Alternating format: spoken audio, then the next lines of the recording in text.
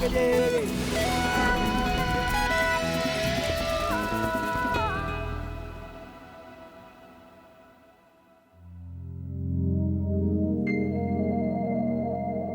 Una pequeña fábrica de vida flota en la inmensidad del mar.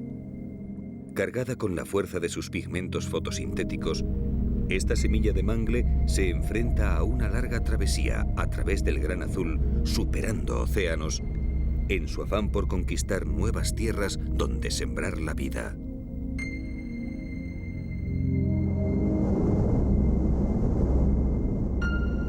Nuestra historia comienza con esta pequeña y feraz viajera a su llegada al archipiélago cubano. Una tierra de naturaleza desconocida, eclipsada por la belleza de su mar de coral.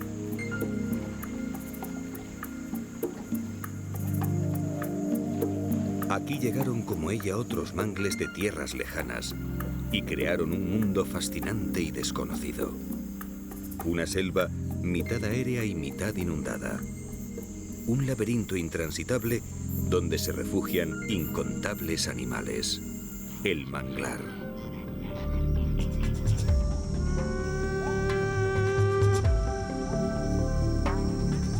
En el interior de este extraño mundo, la vida se sustenta entre extremos. Hay excesos de sal, de humedad y de calor. Y cada día se pasa de la sequía a las inundaciones marcadas por la marea. La fauna que lo ha colonizado ha tenido que vencer incontables obstáculos, y eso la ha hecho similar al propio reino de los mangles. Tan rica, tan desconocida, tan peligrosa.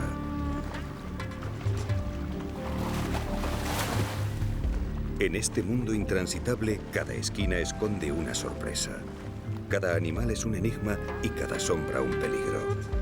Pero detrás del laberinto de los mangles, palpita el legado de una intrépida semilla que llegó de la inmensidad del mar.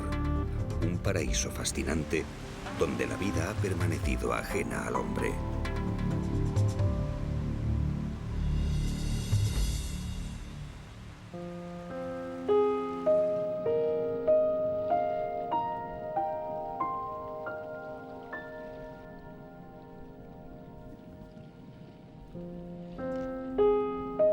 Un mundo de coral rodea el archipiélago cubano.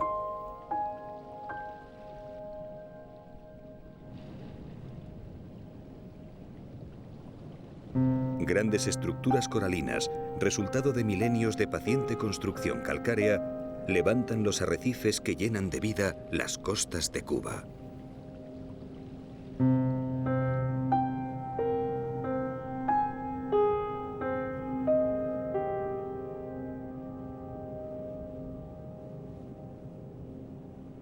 No es un mar rico en nutrientes, pero al amparo de los corales, la vida se multiplica en una explosión de biodiversidad.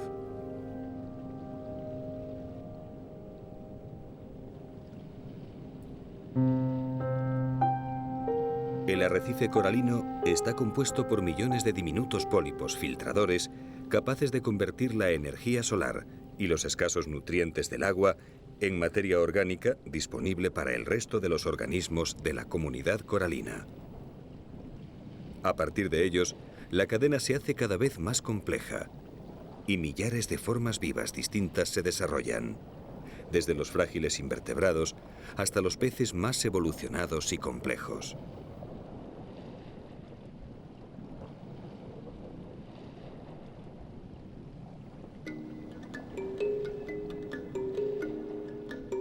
Los diminutos pólipos coralinos se asocian con algas fotosintéticas microscópicas que les permiten generar sus esqueletos externos de carbonato cálcico.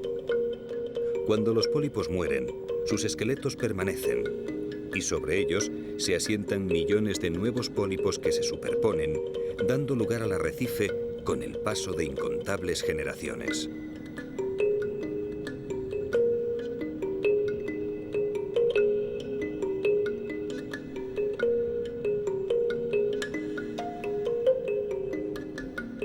En este mundo calcáreo, cada uno ocupa un nicho determinado y su papel afecta al resto de la comunidad. No es fácil encontrar alimento en el mundo del arrecife y uno debe especializarse si quiere tener alguna posibilidad.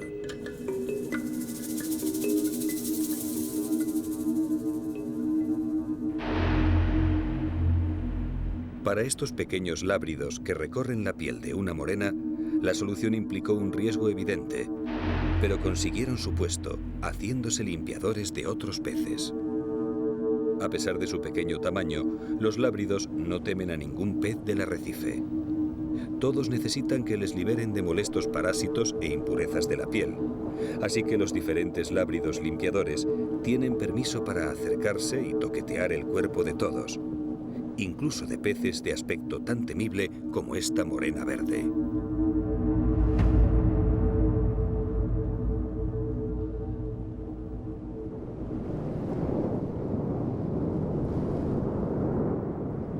Las gigantescas estructuras de coral que forman la barrera de arrecifes tienen además una función protectora de extraordinario valor para la vida.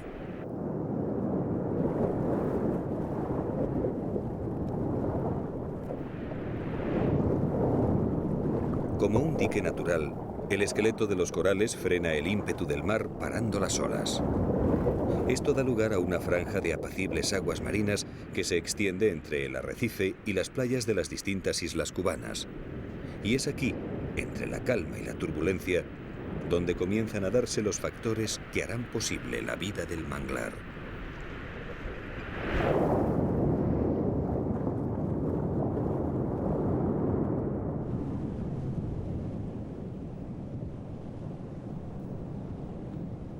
Hacia el interior de la barrera, el arrecife es un mundo de paz permanente.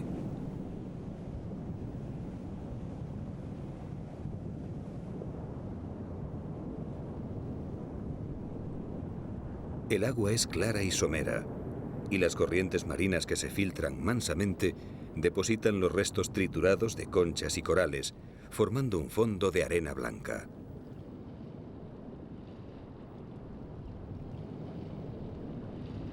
Con buena visibilidad y fondos despejados, muchos de los habitantes de esta franja optan por el camuflaje que les confunda con la arena para ocultarse de los predadores y pasar desapercibidos ante las posibles presas.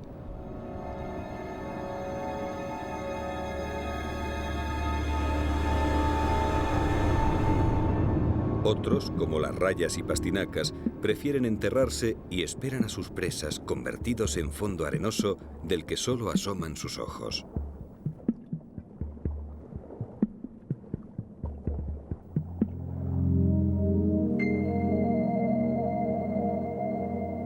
Según nos acercamos a la costa, llegamos al destino de nuestra semilla viajera, la Isla Grande de Cuba.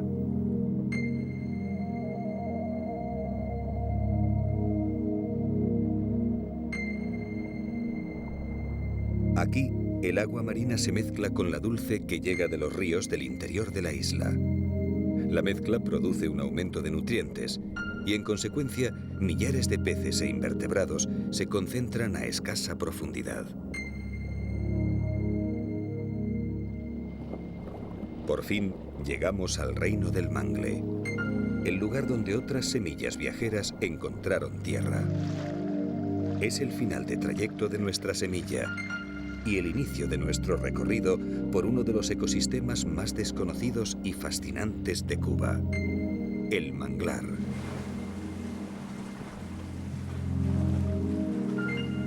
A pesar de su naturaleza costera, el sustrato de los mangles nace en el interior insular.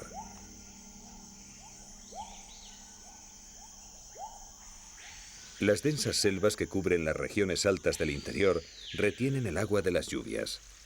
El agua se filtra poco a poco por el suelo laterítico del bosque y forma ríos que descienden creciendo hasta llegar al mar.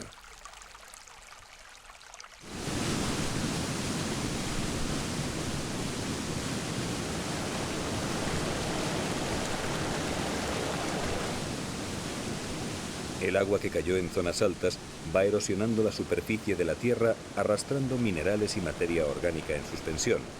Y al llegar a la costa, el encuentro con la sal del agua marina provoca la sedimentación de este limo orgánico rico en nutrientes.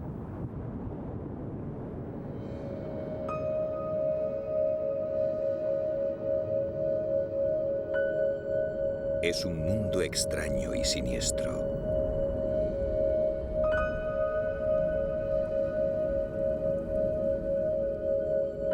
El limo se condensa formando un barro viscoso, corrosivamente ácido por la falta de oxígeno.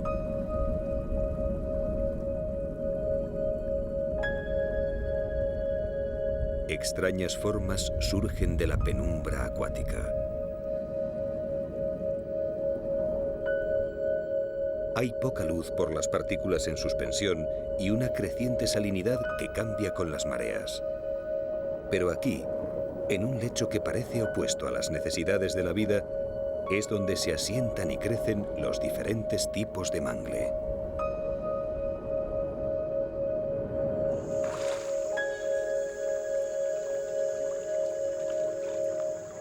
Para sujetarse a este lecho venenoso, los manglares han desarrollado unas raíces especiales. Un sistema de fijación horizontal que convierte al manglar en un laberinto impenetrable.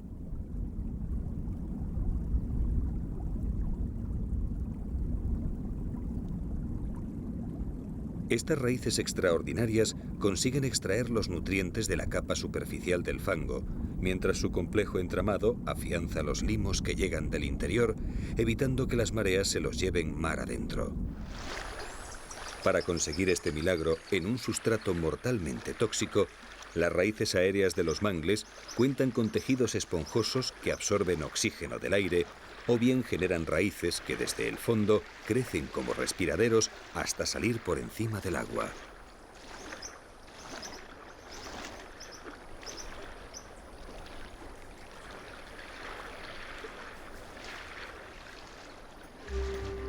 El resultado es que cualquier semilla insertada en estos fangos asfixiantes germina con rapidez, y el manglar crece de forma imparable, arrebatando progresivamente terrenos al mar.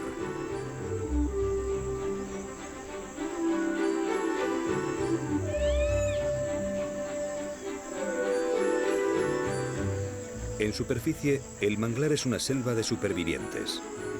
Hay pocas especies vegetales que sean capaces de soportar las restricciones de este sustrato salino y carente de oxígeno, pero las que lo consiguen proliferan rápidamente y dan cobijo a una compleja comunidad zoológica.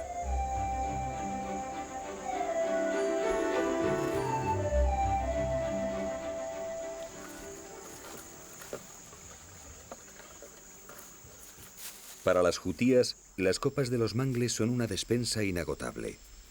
En Cuba existen 10 especies distintas, y entre ellas es esta, la jutía cubana de Desmarest, o jutía conga, la de mayor tamaño.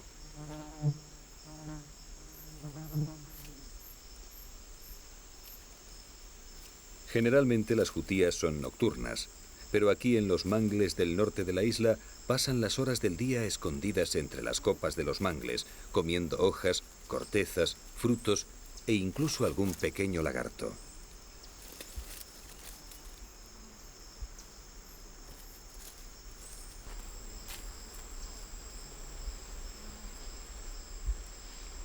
Como cualquier habitante del manglar, las jutías se mantienen permanentemente en guardia.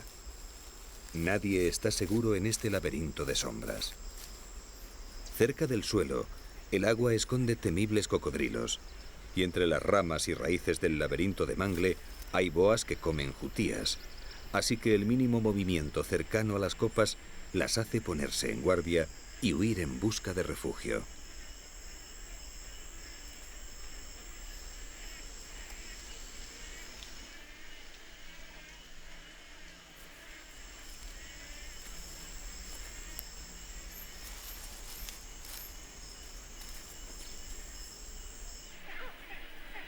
El manglar ofrece grandes ventajas a multitud de aves, especialmente a las que se alimentan de peces.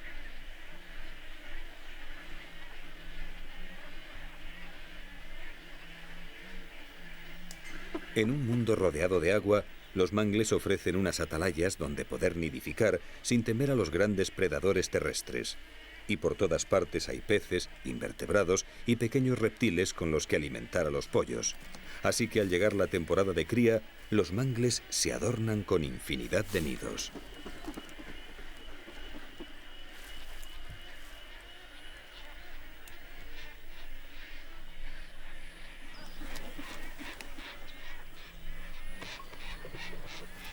Para las micterias americanas, las copas de los mangles son refugios inexpugnables donde custodiar a sus pollos.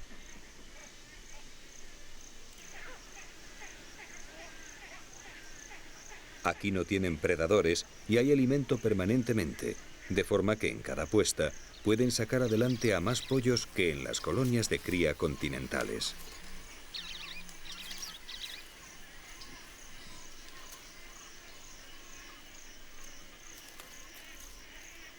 En una aparente paradoja, este ecosistema, que parece al límite de lo ecológicamente concebible, se empieza a descubrir como un mundo rico y diverso, donde animales y plantas se desarrollan por millares sin la interferencia acostumbrada del hombre.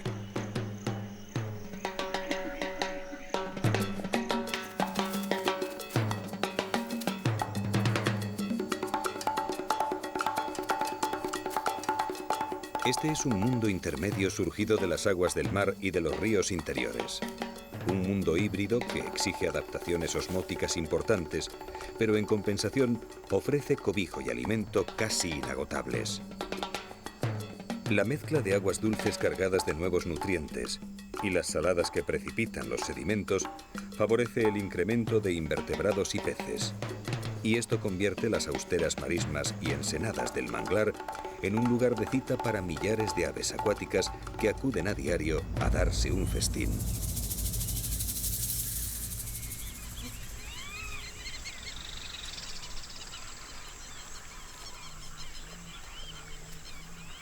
En las aguas de cayos e islas cubanas, donde crece el mangle, se dan cita más de un centenar de especies diferentes de aves, la mayoría armadas de largas patas zancudas.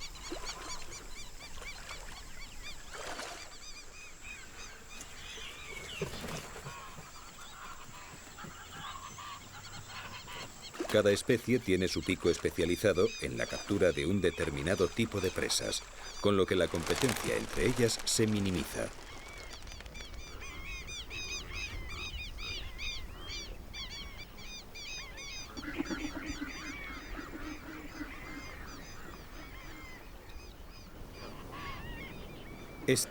El pelícano alcatraz, el único pelícano estrictamente marino, utiliza la técnica del picado para capturar peces desde el aire.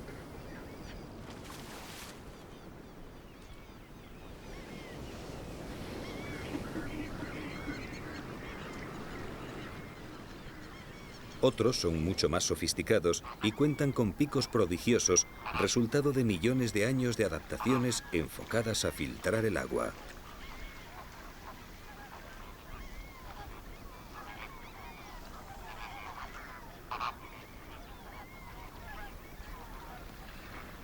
Ningún otro pico del manglar puede compararse al de los flamencos.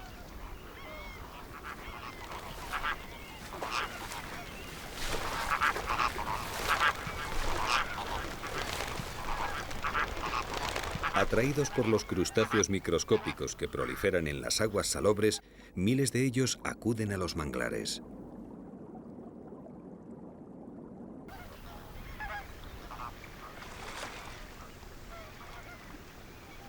Su extraño pico está armado de barbas filtradoras, con las que retiene los diminutos crustáceos del agua. Y sus patas zancudas y palmeadas les permiten andar fácilmente sobre el limo viscoso del fondo.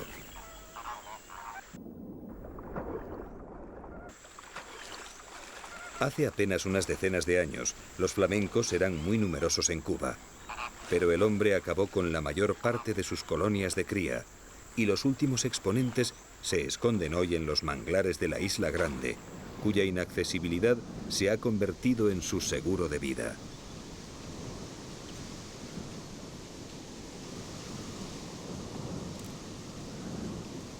Al atardecer, grandes bandos de aves mueven la quietud reinante en la periferia de los manglares.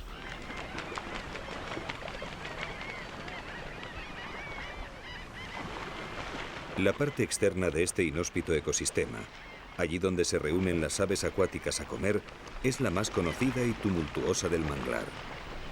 Es un área abierta y expuesta, donde las aves se pueden ver fácilmente, lo que llevó a creer en un principio que era el lugar donde se concentraba la mayor parte de la fauna de los manglares. Pero el interior intransitable del laberinto del Mangle esconde tímidas y fascinantes sorpresas.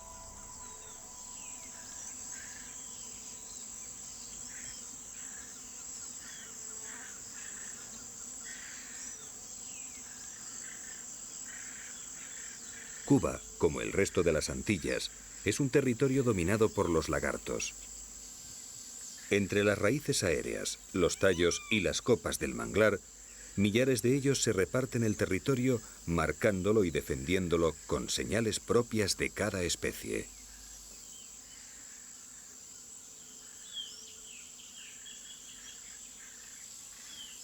Cada estrato tiene su especie, cada individuo su territorio, cada árbol su dueño.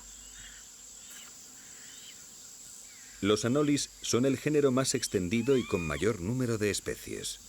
Desde una rama de las copas, un anolis verde observa inmóvil a una lagartija terrestre del género Leiocephalus.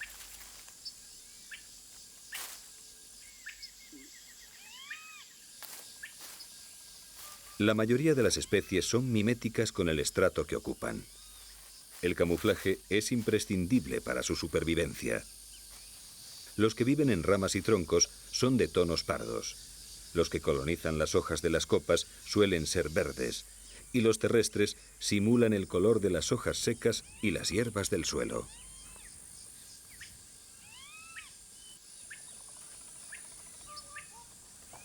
En el manglar, solo el movimiento de sus cortejos o la piel de alguna muda persistente los hace detectables. Y los lagartos tienen buenas razones para ello.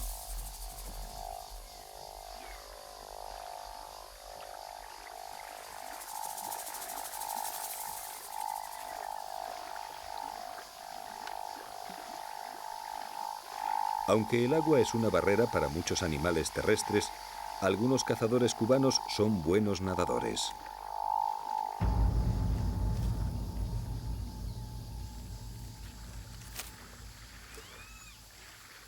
De las 26 especies de serpientes que viven en Cuba, ninguna es venenosa. Pero algunas, como la boa cubana o esta alsophis de cerca de 2 metros, son suficientemente fuertes como para atrapar y devorar lagartos, aves e incluso roedores.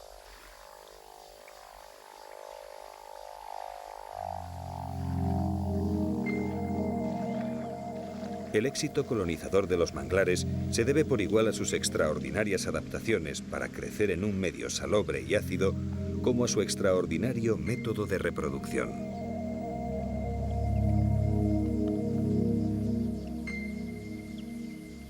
Cuando se reproducen los mangles, desarrollan lo que será el más asombroso medio de expansión de su carga genética.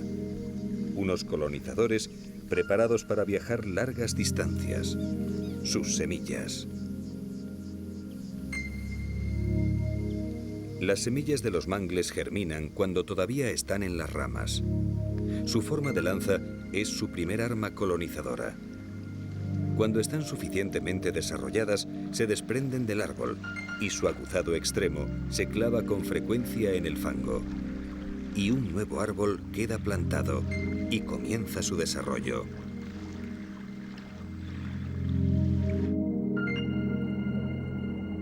Del extremo inferior surgirán ahora raicillas y del superior el tallo y las hojas.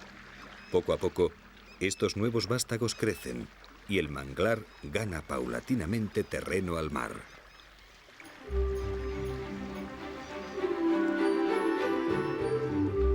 Pero en otras ocasiones, las semillas caen con la marea alta y no llegan a clavarse. Cuando estas viajeras llegan a mar abierto, el mayor empuje ascensional del agua salada las hace flotar horizontalmente y sus células verdes fotosintéticas les proporcionan alimento. Así pueden sobrevivir flotando todo un año y colonizar otras islas, otros países e incluso otros continentes.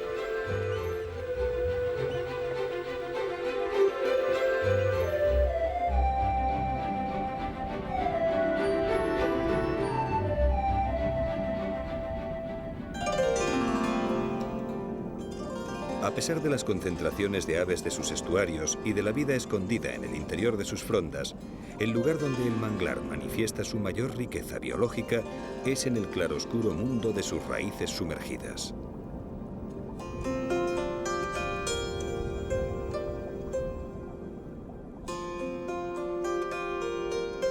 A este mundo espectral llegan cada día nuevas remesas de nutrientes desde los ríos del interior y con las crecidas de las mareas. Es una renovación permanente de recursos en el laberinto tenebroso de fangos ácidos y salinidad variable, de forma que los animales que han conseguido adaptarse a las condiciones físicas proliferan por millares.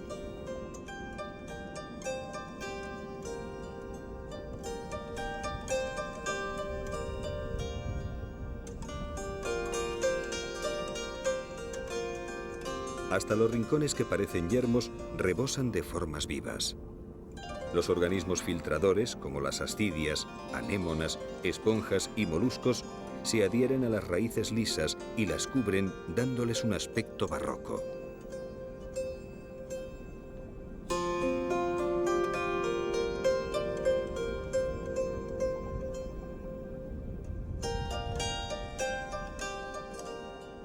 Como tantos otros crustáceos, este cangrejo araña del género Macropodia aprovecha el alimento microscópico que trae la corriente.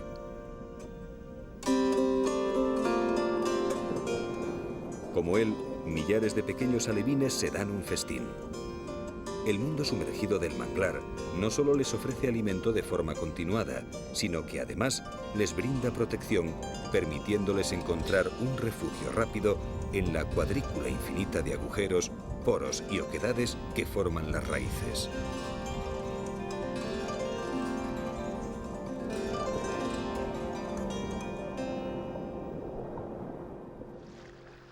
Muchos de los canales del manglar parecen tener el fondo cubierto de algas extrañas y frondosas.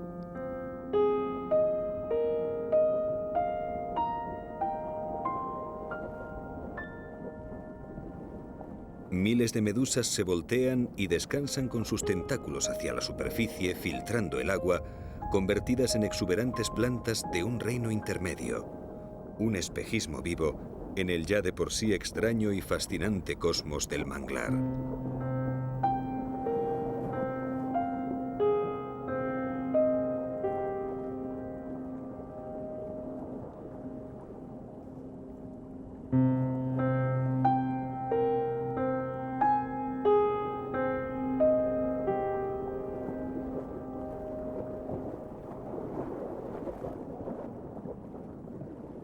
Aquí abajo, las formas no siguen los patrones habituales. Ni siquiera los peces parecen ser lo que son.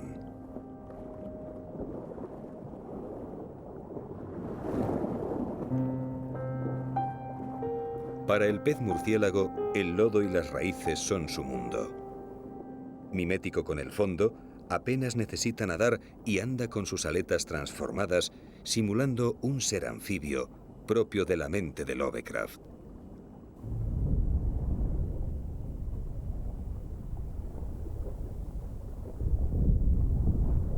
En el mundo minimalista del manglar también existen gigantes.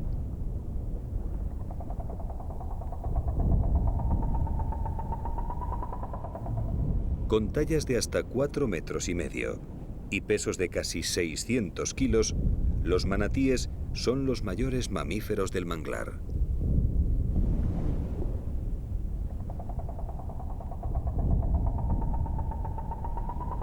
Su dieta vegetariana les ha valido el sobrenombre de vacas marinas, un nombre que refleja también su apacible carácter, porque a pesar de su tamaño, los manatíes son animales pacíficos, y eso en el manglar es algo poco frecuente.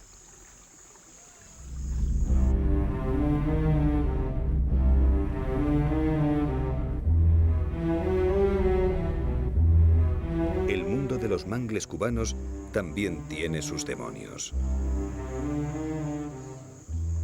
Este es un cocodrilo cubano, un superviviente acorazado de la prehistoria, un endemismo de aguas cubanas y el cazador más implacable del manglar.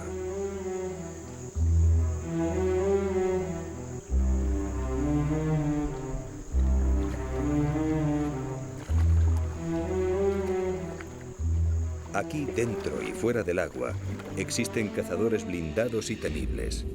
Y no solo cocodrilos, porque bajo el agua, los manglares de Cuba esconden un pez del que se dice tiene boca, piel y alma de cocodrilo.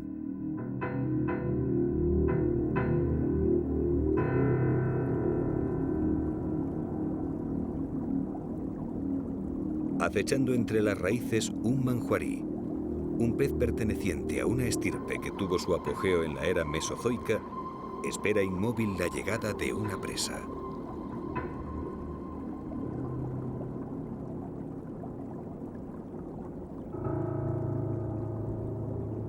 Su larga boca dentada, sus aletas primitivas y su cuerpo acorazado le hacen un predador temible.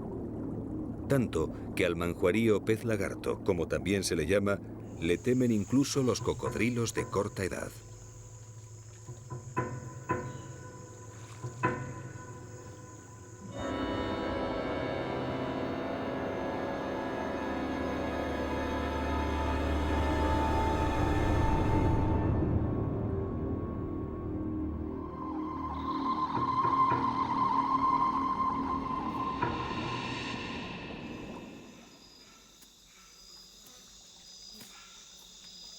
Cuando los cocodrilos cubanos llegan a adultos, nadie, excepto el hombre, supone para ellos una amenaza.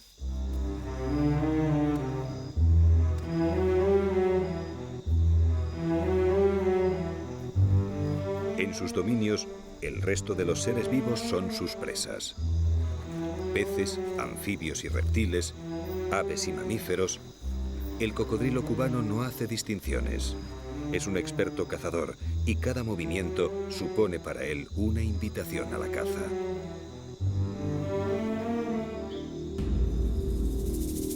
Jacanas y garcillas buscan pequeñas presas a escasa distancia de un cocodrilo. Mientras lo tengan a la vista, las aves no le temerán. En un ataque directo escaparían volando sin mayores problemas. Pero cuando uno de estos saurios se sumerge, la cosa cambia. Y es mejor poner tierra por medio.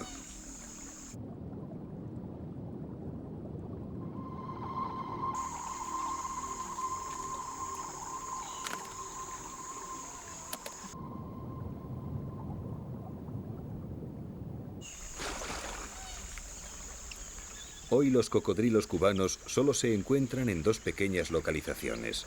La Ciénaga de Zapata, al sudoeste de la Isla Grande, y la Ciénaga Lanier en la Isla de la Juventud.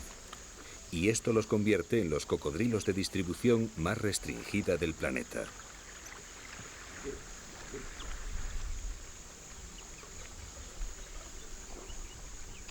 Aquí en Zapata ha llegado la estación reproductora y los adultos se reúnen marcando la jerarquía dominante con las colas levantadas y las fauces abiertas en una llamativa exhibición de fuerza.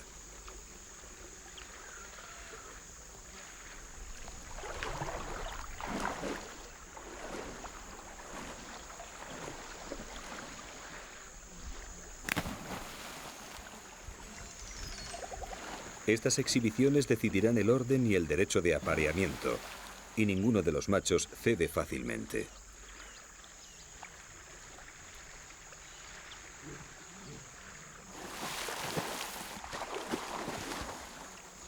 La concentración de varios animales en una misma charca trae de forma inevitable enfrentamientos entre ellos. Las posturas amenazantes del apareamiento no suelen llegar a mayores. Pero si alguno de los cocodrilos consigue capturar una presa, la tensión de los cortejos se suma a la agresividad predadora de los saurios, y esto desencadena una guerra entre dragones.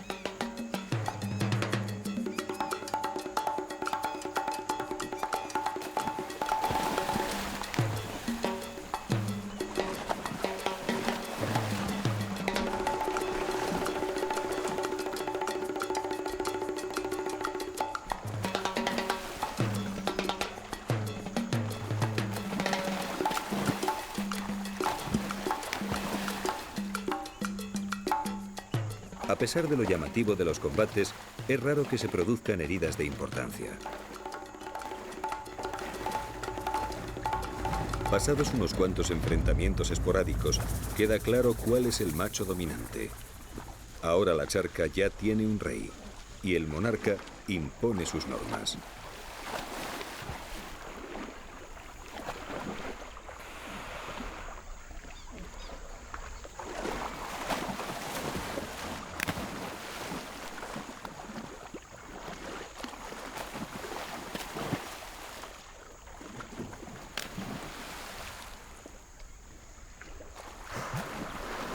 Después de los combates, el macho vencedor se junta con una hembra receptiva.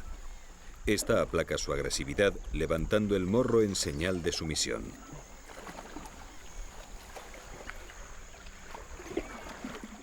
Hasta que consiga calmarlo, el macho excitado puede llegar a atacarla.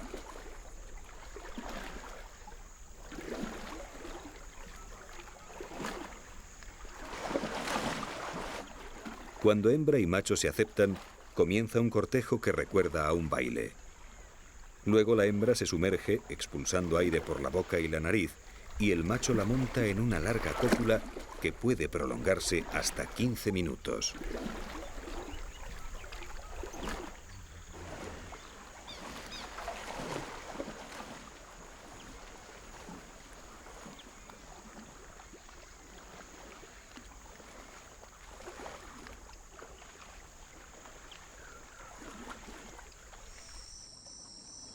Para los animales terrestres, la vida en el manglar cubano no es fácil, y menos aún cuando no puedes volar y has traído al mundo una camada de pequeños e inexpertos roedores.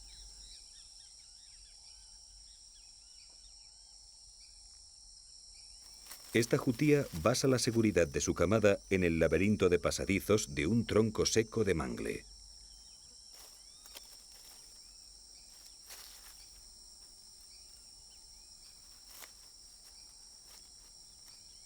Incluso cuando amamanta a su camada, puede permanecer alerta gracias a la disposición lateral de sus pezones. En el manglar, bajar la guardia un instante puede suponer la muerte. Y aunque aquí no pueden alcanzarles los cocodrilos, sus peores enemigos, las jutías tienen más predadores. Y la boa cubana, o majá de Santa María, es uno de los más temibles. Mientras sus hijos se alimentan, la jutía permanece inmóvil, concentrada, atenta a cualquier señal que delate un peligro. Guiada por su lengua olfativa, el ofidio localiza la guarida y cambia de rumbo. Sabe que si sorprende a la camada, podrá atrapar con facilidad a los pequeños. Pero por suerte, mamá jutía cuenta con un excelente oído, y desde el agujero de la madriguera le llega el suave roce del paso de la serpiente. Sin exponerse a perder innecesariamente el refugio, la jutía espera por si el cazador pasa de largo.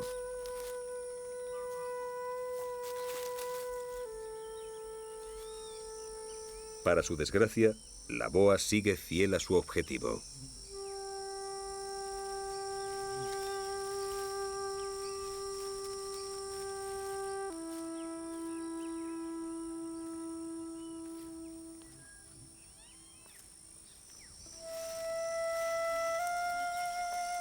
Con un cuerpo deformable, los agujeros del tronco no suponen una barrera para la serpiente.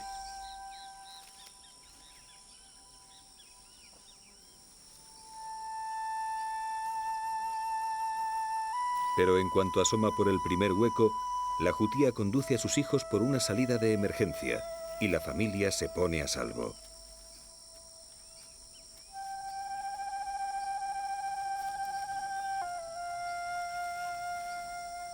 Poco después, cuando la boa llega a la guarida, solo queda el rastro almizclado del temor y los nervios de los roedores.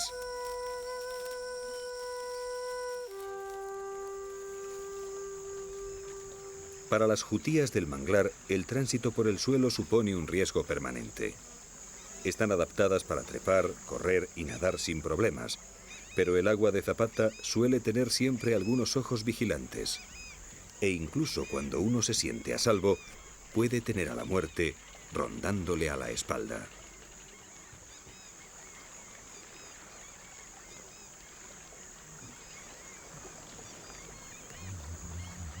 Agotada, después de cruzar a nado una charca, Esta jutía descansa en un tronco celebrando haber sorteado todos los peligros del agua. De la charca le llegan los sonidos de sus peores enemigos. Pero en tierra, ella es más rápida y parece confiarse mientras recupera el aliento. Cada vez que da la espalda al agua, los dragones se ponen en guardia y la muerte le gana distancia en silencio.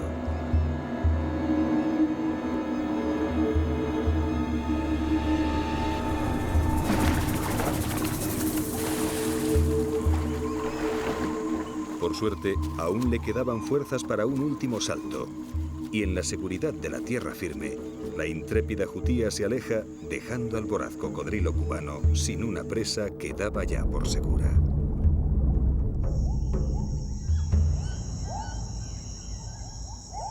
En el interior insular, allí donde la selva de mangle parece más impenetrable, se abren en la roca profundas cavernas que comunican con el mar.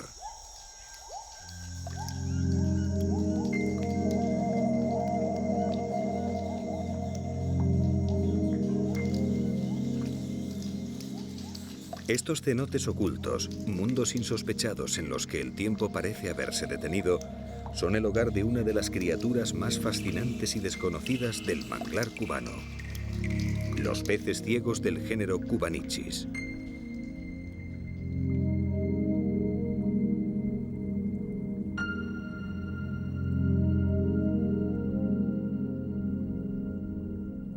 Apenas se sabe nada de ellos. Su mundo de perpetua oscuridad les ha robado sus pigmentos y su visión con el paso lento de los milenios.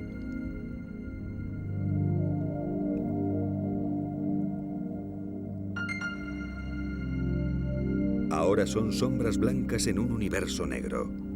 Reliquias de un ancestro marino y nocturno que, dotado de riñones, pudo vencer los cambios osmóticos de un agua cada vez más dulce y se aventuró a explorar estas cavernas inundadas.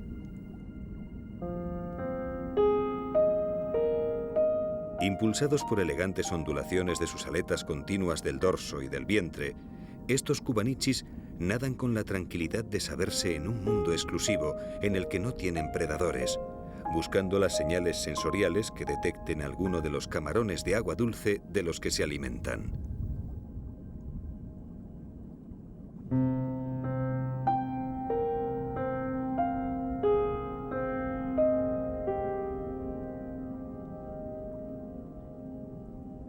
En la actualidad se conocen 4 especies de peces ciegos cubanos, pero la ciencia aún no los ha estudiado en profundidad.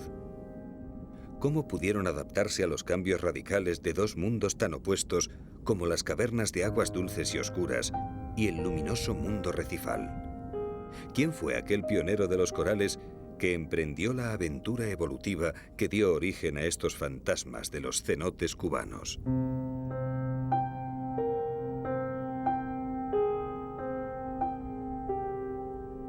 Como tantas otras preguntas, las respuestas aún permanecen ocultas, escondidas en el laberinto desconocido del impenetrable manglar.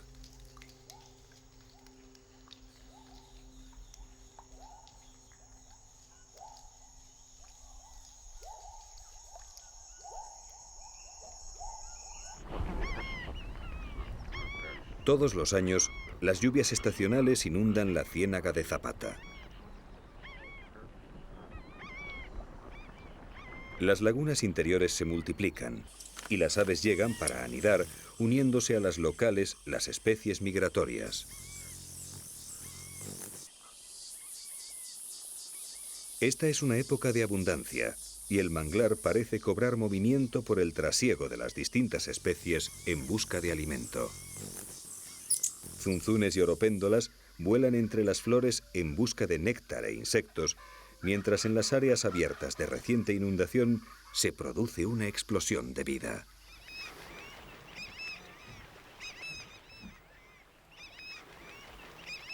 Millones de pequeños invertebrados proliferan entre la vegetación flotante. Las larvas atraen a los peces, y estos a garcillas, garcetas, cormoranes y cigüeñas.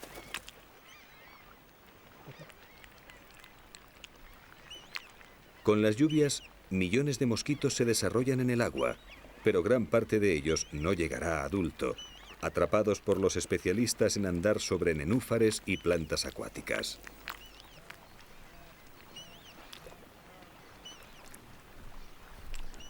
Los largos dedos de las jacanas les permiten llegar allí donde haya alguna planta flotante.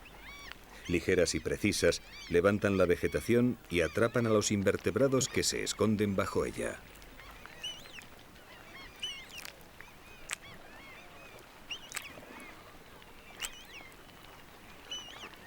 También el calamoncillo americano utiliza la misma técnica, aunque en este caso, en vez de invertebrados, va a encontrar una sorpresa.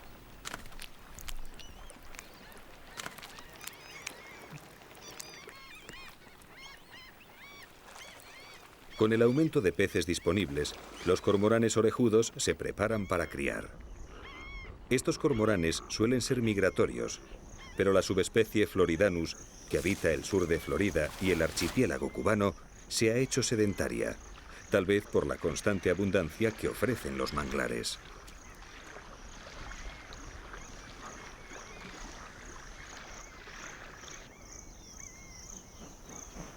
En la época de cría, los cormoranes orejudos se juntan en colonias que pueden congregar a miles de parejas y hacen sus nidos en tierra o en las ramas de los distintos árboles de la ciénaga. La elección de las parejas y la concentración de cormoranes en las áreas elegidas para construir los nidos acarrean algunas riñas entre vecinos que no pasan de un alborotado aleteo y unos cuantos gritos.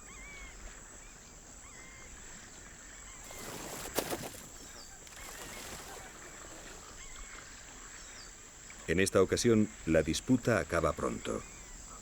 El chapoteo ha atraído a sombras oscuras bajo el agua, y los cormoranes han aprendido a respetar a los tiburones que se adentran en el estuario.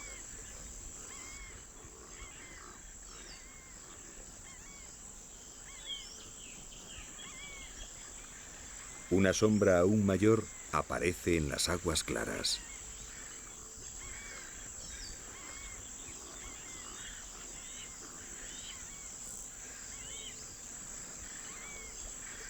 Un manatí recorre las áreas de nueva inundación buscando algas y pastos con los que aplacar su apetito insaciable.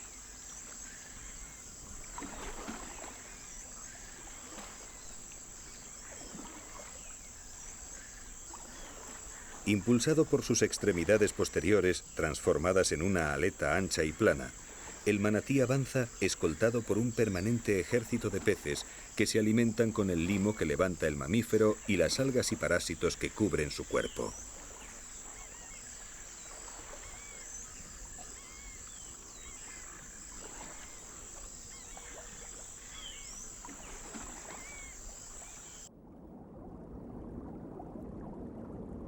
Los manatíes deben consumir diariamente materia vegetal equivalente a 1/10 parte de su peso, es decir, entre 40 y 70 kilos, algo que equivaldría a ingerir más de 200 lechugas diarias.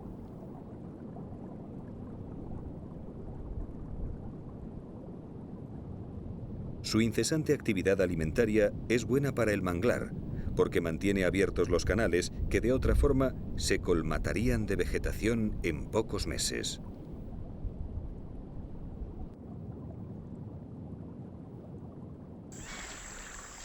Estos pacíficos sirénidos pasan su vida en el agua, saliendo a respirar periódicamente. Fue en una de estas pausas respiratorias cuando en 1492 Cristóbal Colón los vio, citándolos por primera vez y confundiéndolos con las sirenas descritas por Heródoto. Hoy las sirenas están desapareciendo. La población de las Indias Occidentales que comprende a estos manatíes cubanos no supera los 2500. Y por desgracia, cada año el número disminuye.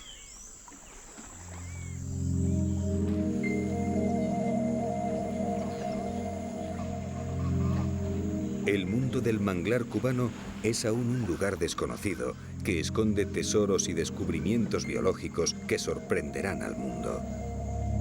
Un paraíso olvidado, custodiado por un infierno intransitable de laberintos cenagosos, miríadas de mosquitos y peligrosos cocodrilos. La complejidad de sus criaturas y el equilibrio de sus ecosistemas permanece aún sin que la ciencia haya podido estudiarlos. Y eso es parte del encanto del manglar cubano. Saber que sigue como fue en sus orígenes. Impenetrable, solitario, virgen. Es un mundo tan complejo que apenas sabemos nada de él. Y sin embargo, toda su fuerza y complejidad, toda su biodiversidad y su riqueza, se deben a unas diminutas e intrépidas viajeras que aún hoy, fieles a su espíritu, siguen emprendiendo anónimos viajes y recorren el mar, sembrando paraísos.